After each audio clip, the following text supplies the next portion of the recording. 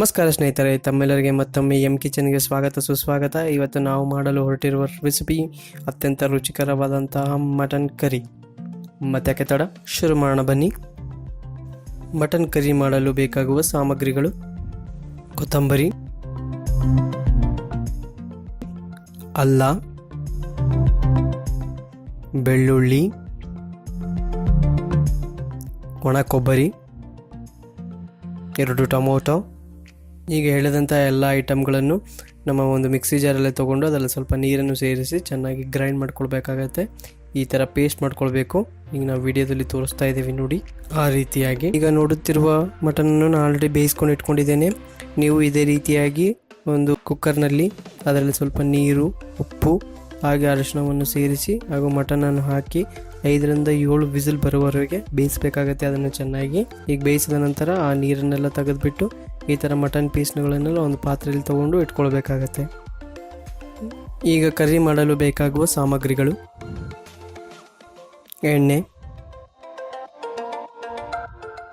ಕರಿಬೇವು, ಖಾರ, ಅರಿಶಿಣ,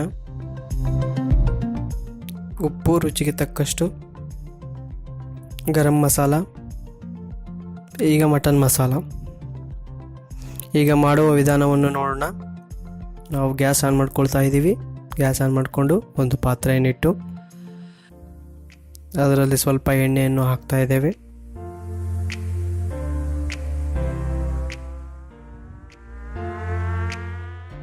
ಎಣ್ಣೆ ಸ್ವಲ್ಪ ಬಿಸಿಯಾದ ನಂತರ ಕರಿಬೇವು,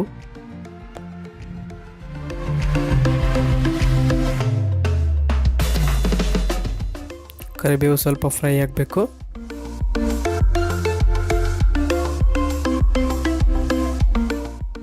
ಈಗ ನಾವು ಮಸಾಲ ರೆಡಿ ಮಾಡ್ಕೊಂಡು ಇಟ್ಕೊಂಡಿದ್ದೀವಲ್ಲ ಪೇಸ್ಟ್ನ, ಆ ಪೇಸ್ಟ್ನೆಲ್ಲ ಹಾಕ್ತಾ ಇದ್ದೀನಿ ಈಗ ಎಣ್ಣೆಯಲ್ಲಿ. ಈ ಹಸಿ ವಾಸನೆ ಎಲ್ಲ ಹೋಗೋದಕ್ಕೆ ಎಣ್ಣೆಯಲ್ಲಿ ಚೆನ್ನಾಗಿ ಫ್ರೈ ಮಾಡಬೇಕಾಗತ್ತೆ. ಒಂದು 5ರಿಂದ 6 ನಿಮಿಷವರೆಗೆ ಫ್ರೈ ಮಾಡಿದ್ರೆ ಸಾಕಾಗುತ್ತೆ. ಈ ಪೇಸ್ಟನ್ನು, ಮಸಾಲ ಪೇಸ್ಟನ್ನು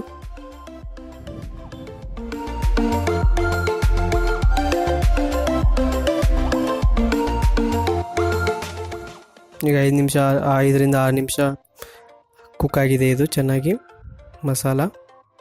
ಈಗ ಸ್ವಲ್ಪ ಖಾರದ ಪುಡಿಯನ್ನು ಸೇರಿಸ್ತಾ ಇದ್ದೇವೆ, 1-2 ಟೇಬಲ್ ಸ್ಪೂನಷ್ಟು.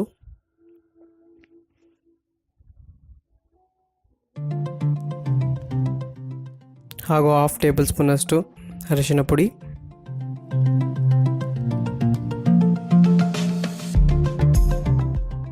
1 ಟೇಬಲ್ ಸ್ಪೂನಷ್ಟು ಗರಂ ಮಸಾಲ,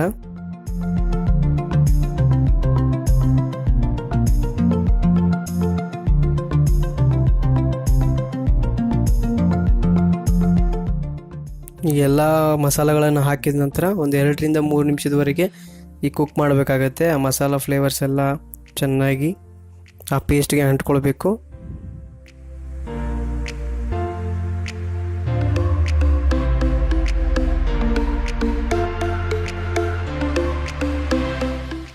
ಈಗ 2ರಿಂದ 3 ನಿಮಿಷ ಆದ ನಂತರ 2 ಗ್ಲಾಸ್ ವಾಟರನ್ನು ಹಾಕ್ತಾ ಇದ್ದೀನಿ. ಈಗ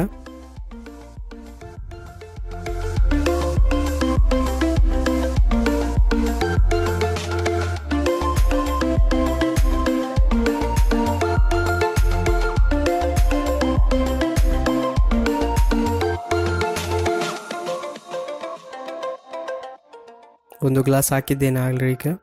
ಈಗ ಮತ್ತೊಂದು ಗ್ಲಾಸನ್ನು ನೀರನ್ನು ಸೇರಿಸ್ತಾ ಇದ್ದೇನೆ. ಟೋಟಲಾಗಿ 2 ಗ್ಲಾಸ್ ವಾಟರನ್ನು ಹಾಕಬೇಕಾಗತ್ತೆ, ನೀರನ್ನು ಹಾಕಬೇಕಾಗತ್ತೆ. ಸ್ವಲ್ಪ ಈಗ ಉಪ್ಪನ್ನು ಸೇರಿಸ್ತಾ ಇದ್ದೇನೆ. ನಿಮಗೆ ರುಚಿಗೆ ತಕ್ಕಷ್ಟು ನೀವು ಉಪ್ಪನ್ನು ಸೇರಿಸ್ಕೊಳ್ಳಿ.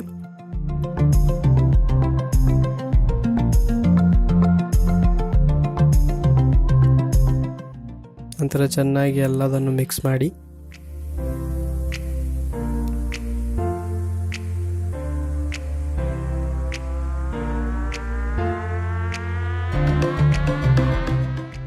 ಈಗ ಒಂದು ಪಾತ್ರೆಯನ್ನು ಮುಚ್ಚಿಬಿಟ್ಟು ಅದ್ರ ಮೇಲ್ಗಡೆ 2ರಿಂದ 3 ನಿಮಿಷದವರೆಗೆ ಕುಕ್ ಮಾಡಬೇಕು. ಅದನ್ನು ಈ ಥರ ಚೆನ್ನಾಗಿ ಬಾಯ್ಲ್ ಆಗೋವರೆಗೆ ಕುಕ್ ಮಾಡಬೇಕು.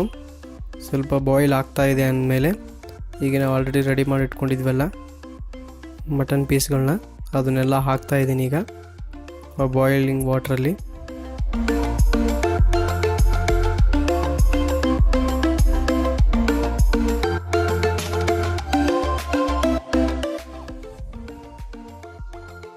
ಹಾಕ್ಬಿಟ್ಟು ಚೆನ್ನಾಗಿ ತಿರ್ಸ್ಬೇಕಾಗತ್ತೆ.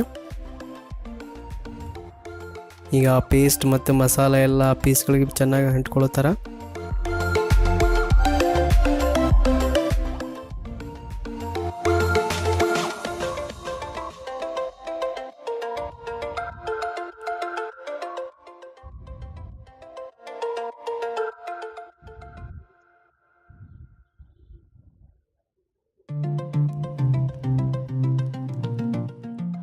ಈ ರೀತಿಯಾಗಿ ಮಿಕ್ಸ್ ಮಾಡಿದ ನಂತರ ಅದನ್ನು ನಾವು ಒಂದು 10 ರಿಂದ 15 ನಿಮಿಷದವರೆಗೆ ಒಂದು ಪ್ಲೇಟ್ ಮುಚ್ಚಿಬಿಟ್ಟು ಕುಕ್ ಮಾಡಬೇಕಾಗತ್ತೆ. ಅದನ್ನು ಈಗ ನೋಡ್ಬೋದು 10 ರಿಂದ 15 ನಿಮಿಷ ಆಗಿದೆ ನಮ್ಮಲ್ಲಿ.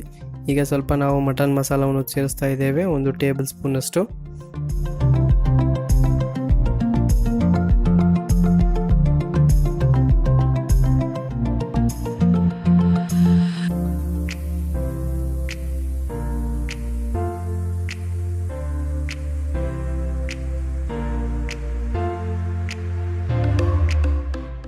ಈಗ ಮತ್ತೆ ಅದನ್ನು ಪಾತ್ರೆಯನ್ನು ಮುಚ್ಚಿಬಿಟ್ಟು ಒಂದು 5 ರಿಂದ 10 ನಿಮಿಷದವರೆಗೆ ಮತ್ತೆ ಕುಕ್ ಮಾಡಬೇಕಾಗತ್ತೆ. ಅದು ಆ ನೀರೆಲ್ಲ ಸ್ವಲ್ಪ ಹಾವಿ ಆಗಿಬಿಟ್ಟು ನಮ್ಮ ಕರಿ ಸ್ವಲ್ಪ ಗಟ್ಟಿ ಆಗಬೇಕಾಗತ್ತೆ.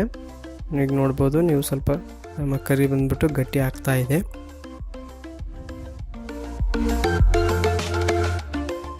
ನೋಡಿ ಈಗ ಆಲ್ರೆಡಿ ಸ್ವಲ್ಪ ತಿಕ್ಕಾಗಿದೆ ನಮ್ಮದು ಮಟನ್.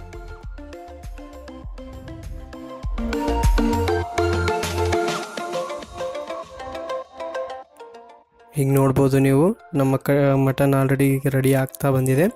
ಈಗ ನೋಡ್ಬೋದು ನಾವೀಗ ಕೊನೆಯಲ್ಲಿ ನಮ್ಮ ಈ ಸ್ವಲ್ಪ ಕೊತ್ತಂಬರಿಯನ್ನು ಹಾಕ್ತಾ ಇದ್ದೇನೆ ಮೇಲ್ಗಡೆ. ಗ್ಯಾಸ್ ಸ್ನೇಹಿತ, ಅತ್ಯಂತ ರುಚಿಕರವಾದಂತಹ ಮಟನ್ ಕರಿ ರೆಡಿಯಾಗಿದೆ. ಈಗ ನೋಡ್ಬೋದು ನೀವು, ಅಷ್ಟು ನೀರಾಗೂ ಇಲ್ಲ, ಅಷ್ಟು ಗಟ್ಟಿಯಾಗಿ ಇಲ್ಲ, ಮೀಡಿಯಮಲ್ಲಿದೆ.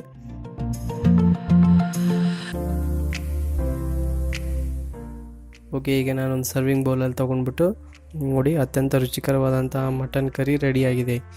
ಇದನ್ನು ನಿಮ್ಮ ಮನೆಯಲ್ಲಿ ಟ್ರೈ ಮಾಡಿ ಹೇಗೆ ಮೂಡಿ ಬಂದಿದೆ ಅಂತೇಳಿ ನಮ್ಮ ಕಮೆಂಟ್ ಸೆಕ್ಷನಲ್ಲಿ ತಿಳಿಸಿ. ಧನ್ಯವಾದಗಳು.